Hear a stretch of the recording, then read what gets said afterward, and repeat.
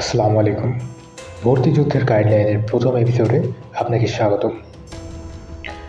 প্রথমে আমাদেরকে যেটা নিয়ে আলোচনা করা দরকার সেটা হচ্ছে একটা লক্ষ্য নির্ধারণ। You have to set a goal first of all. তাহলে কিভাবে একটা লক্ষ্য নির্ধারণ করা যায়?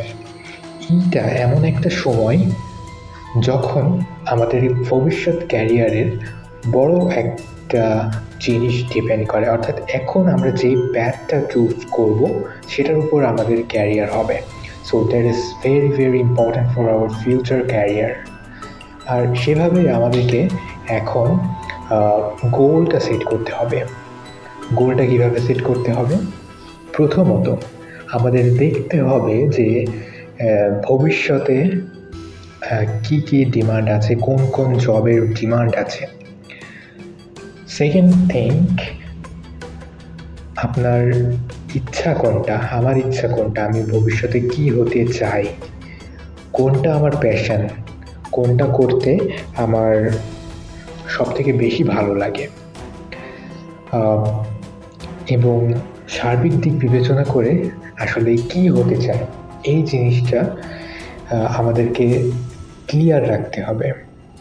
And third thing is we have to make a backup plan. এটা নিয়ে আমরা পরে আসি। প্রথমত ভবিষ্যতে কি কি বেনিফিট আছে, ভবিষ্যতের জন্য ক্যারিয়ারটা ঠিক কেমন হবে, এমন একটা ক্যারিয়ার চুজ করতে হবে যেটার ভবিষ্যৎ ডিমান্ড থাকে।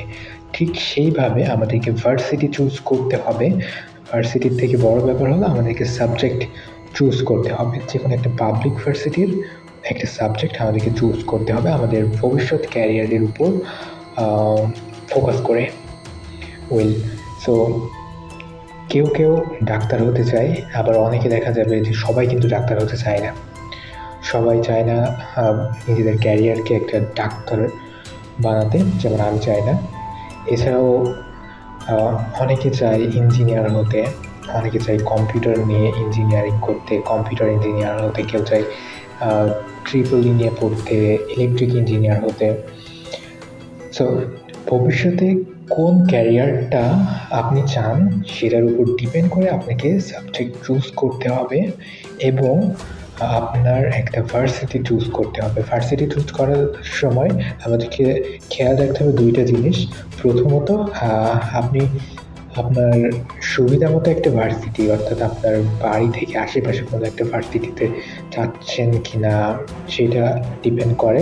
অ্যান্ড সেকেন্ড থিং ইজ আপনি কোনো নামি দামি ভার্সিটি বা র্যাঙ্কিংয়ে এগিয়ে এইরকম ভার্সিটি চুজ করবেন কিনা, এই দুইটা জিনিসের উপর ডিপেন্ড করে ভার্সিটি চুজ করবেন।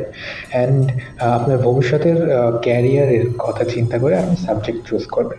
আর ঠিক সেই আলোকে আমাদের এই অ্যাডমিশনের পড়া পড়তে হবে, অর্থাৎ ভবিষ্যতের ওই ভার্সিটিতে ওই সাবজেক্টটা পেতে আমাদের কি কি করা লাগবে, কি কি পড়া লাগবে এবং আমাদের অ্যাডমিশনে কোন দিকে ফোকাস দিতে হবে, এই সব কিছু ডিপেন্ড করে আমাদের ওই যে দুইটা জিনিসের উপর। প্রথমত আমাদের কোন ভার্সিটি হবে এবং কোন সাবজেক্ট হবে, আর সেগুলোর অনুযায়ী আমরা প্রত্যেকটা বিষয়ের পড়া আলাদা আলাদা আছে, আমরা সেইভাবে এই অ্যাডমিশনে এগিয়ে যাব আমাদের ভবিষ্যতের কথা মাথায় রেখে। সুতরাং আমাদের টার্গেট সেট করতে হবে, এটা হচ্ছে মূল কথা। আমাদেরকে টার্গেট সেট করতে হবে। সাপোজ সব কিছু সার্বিক দিক বিবেচনা করে যদি ডাক্তার হতে চান, তাহলে আপনাকে ঠিক সেইভাবে পড়াশোনা করতে হবে যেভাবে পড়লে আপনি মেডিকেল অ্যাডমিশন টেস্টে ভালো করেন। মেডিকেল অ্যাডমিশন টেস্টে ভালো করার জন্য আপনাকে শুধু ওই লাইনে এগিয়ে যেতে হবে। আপনি যদি খুব বেশি এক্সট্রা অর্ডিনারি স্টুডেন্ট না হন, তাহলে আপনি যদি মেডিকেলে পড়তে চান এবং অন্য জায়গায় অন্য ভার্সিটি কিংবা ইঞ্জিনিয়ারিংয়ে কোচিং করেন, ক্লাস করেন, তাহলে কিন্তু এটা সম্ভাবনা পসিবিলিটি অনেক গুণ, 99% পসিবিলিটি কমে যায়। সুতরাং আমাদের স্টেপ বাই স্টেপ এগোতে হবে একজন ডাক্তার হওয়ার জন্য। আমাদের যদি ডাক্তার হতে চাই, আমাদের টার্গেট থাকবে মেডিকেল অ্যাডমিশন টেস্টে ভালো করা। আর যদি ইঞ্জিনিয়ার হতে চাই, তাহলে আমাদের টার্গেট থাকবে আমরা বুয়েটে প্রথম টার্গেট থাকবে, তারপর চুয়েট, কুয়েট, রুয়েট, এগুলোতে আমাদের টার্গেট রাখা উচিত। তারপর আমরা যদি চাই যে আমরা ভবিষ্যতে অন্য কোথাও চাকরি করবো, কোনো সরকারি চাকরি করবো, এই টাইপের যদি কিছু মনে হয়, তাহলে আমরা রাখতে পারি আমাদের টার্গেট হিসেবে পাবলিক ভার্সিটিকে, বিভিন্ন পাবলিক ভার্সিটিকে। কিংবা আমরা যদি সায়েন্সের স্টুডেন্ট হন, তবে আপনি পাবলিক ভার্সিটির পাশাপাশি বাংলাদেশে এগ্রিকালচার ইউনিভার্সিটিস, এগুলোকে টার্গেট রাখতে পারেন।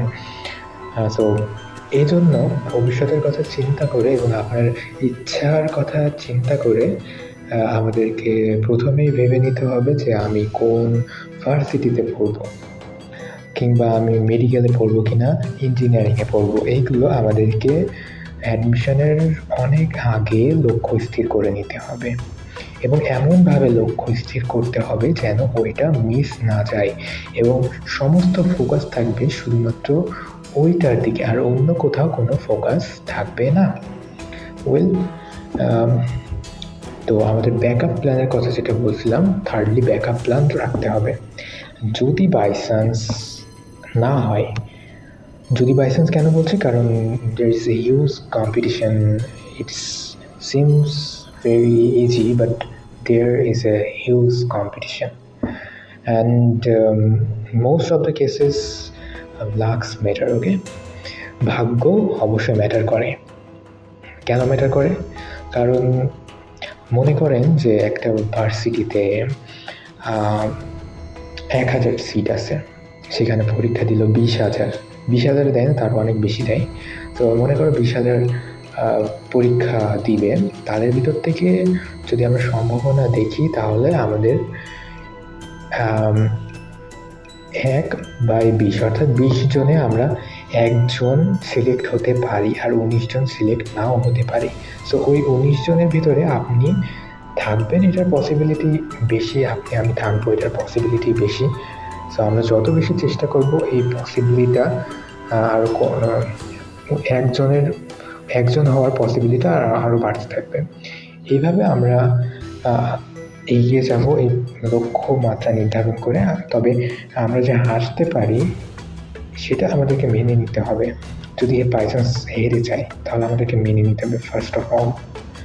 অ্যান্ড সেকেন্ড থিং ইজ, আমাদেরকে শুধু হেরে গেলে হবে না, আমাদের ডেফিনেটলি তার পরের কথা চিন্তা করতে হবে। অর্থাৎ রাস্তা তো একবারে বন্ধ হয়ে যায় না, একটা রাস্তা বন্ধ হলে আরও অনেকগুলো রাস্তা খুলে যায়।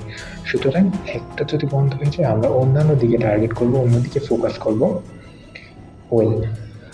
তো এই গেল ব্যাকআপ প্ল্যানের কথা। তো ব্যাকআপ প্ল্যান আমরা যদি একটা না হয়, তাহলে দেন এর পরে কী হবে, এটা আমাদেরকে ঠিক রাখতে হবে।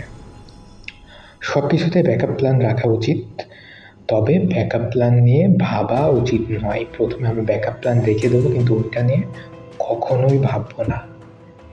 এটা সবথেকে ইম্পর্টেন্ট। আমরা ব্যাকআপ প্ল্যান নিয়ে কখনোই ভাববো না যে আমাদের একটা ব্যাকআপ প্ল্যান আছে। ঠিক আছে? সো এই হলো আমাদের ফার্স্ট সেশনের অ্যাডমিশন জার্নির গাইডলাইন। ধন্যবাদ।